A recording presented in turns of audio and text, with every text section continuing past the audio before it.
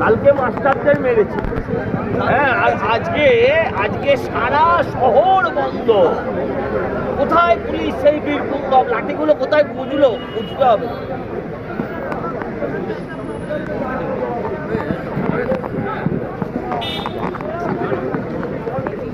যে ছবি দেখা যাচ্ছে আমার স্ট্রিট, আপনার অত্যন্ত পরিচিত থানা, বলা হয় সজলঘাটের ছাত্র রাজনীতি আশেপাশেই ছিল।